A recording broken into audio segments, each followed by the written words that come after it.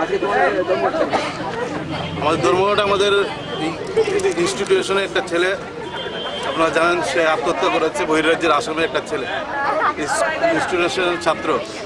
এবং তার পরবর্তী সময় আমাদের ছাত্ররা কিছু বিষয় নিয়ে আন্দোলন করেছিল এবং একজন ইনস্টিটিউশনের একজন শিক্ষক সম্পর্কে কিছু অভিযোগ এনে ওই শিক্ষকের ক্লাস না দেওয়ার জন্য আমাদের দাবি ছিল। আমরা সেই রকমভাবে আমরা এই দাবি উত্থাপন করেছিলাম। বেশ কয়েকদিন যাবৎ আমাদের ছাত্ররা তার ওই শিক্ষকের ক্লাস বয়কট করে আসছিল, কিন্তু তারপর আমরা দেখি ওই শিক্ষকের ক্লাস পুনরায় চালু হয়েছে। সেই শিক্ষক এখনও ক্লাসে তার রুটিন চালু হয়েছে, উনি ক্লাস করতে যাচ্ছেন এবং নানাভাবে ছাত্রদের হুমকি দিচ্ছেন ওনার ক্লাসে অংশগ্রহণ করতে হবে। ওনার ক্লাস না করলে উনি তাদেরকে সেই পার্সেন্টেজ দেবেন না পরীক্ষা বসানোর জন্য। উনি নিজেই মার্ক ঠিক করে দেবেন কোন ছাত্রকে 51 দেবেন, কাকে 90 দেবেন। এই বিষয়গুলো যখন ছাত্র জানতে পারে, ছাত্রছাত্রীদের মধ্যে একটা আতঙ্কের পরিবেশ তৈরি করার প্রতিদিন চেষ্টা করছেন।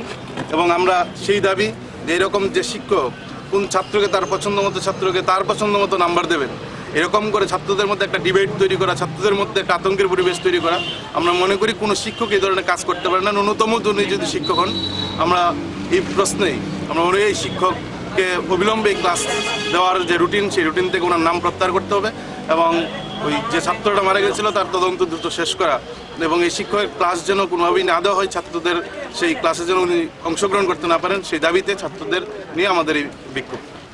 তোমরা কি এই যে করছো, তোমরা অনেকদিন ধরে এসএফআই এই বিষয়টা নিয়ে মাঠে নেমেছে, তো এতদিন পর্যন্ত কোনো রকমের সরকারি পদক্ষেপ হচ্ছে না কেন, তুমি কি বলবে? না, আমরা আমাদের স্বাস্থ্যমন্ত্রীর সঙ্গে দেখা করেছি, তদন্তের কাজ খুব দ্রুতগতিতে চলছে। উনি বলছেন তদন্ত চলছে, মাঝখানে কথা বলার কোনো সুযোগ নেই। এবং আমাদের রাজ্য সরকার এই প্রেক্ষাপটে আমরা দেখেছি যে ভালো ভূমিকা নিয়েছেন। এই ঘটনার পরবর্তী সময় আমাদের রাজ্যের মুখ্যমন্ত্রী এই ইনস্টিটিউশনের ছাত্রদের সঙ্গে দেখা করেছেন, ছাত্রদেরই বলেছেন গিয়ে ডিজির সঙ্গে দেখা করার জন্য। তিনি এই সব বিষয়ে উদ্যোগ গ্রহণ করেছেন। যে ছাত্রটা মারা গিয়েছেন তার অভিভাবকের সঙ্গে কথা বলেছেন, তাকে সব দিক থেকে সাহায্য করে আশ্বাস দিয়েছেন। আমরা দেখেছি সরকার এই ক্ষেত্রে ভূমিকা যখন পালন করছেন, কিন্তু ইনস্টিটিউশন ওই শিক্ষকের ক্লাস দেওয়া থেকে দূরে সরছেন না।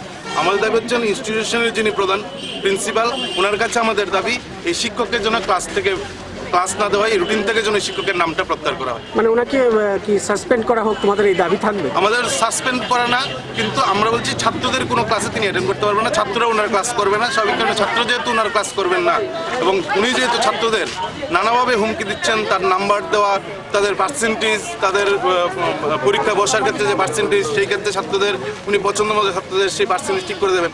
স্বাভাবিক কারণে আমরা এই যে শিক্ষক এই ধরনের হুমকি দেন ছাত্রদের, এই শিক্ষকের ক্লাস ছাত্ররা করবেন না এবং এই রুটিন থেকে ওনার নাম প্রত্যাহার করতে হবে, হচ্ছে আমাদের দাবি। এই স্ট্রাইকটা কতক্ষণ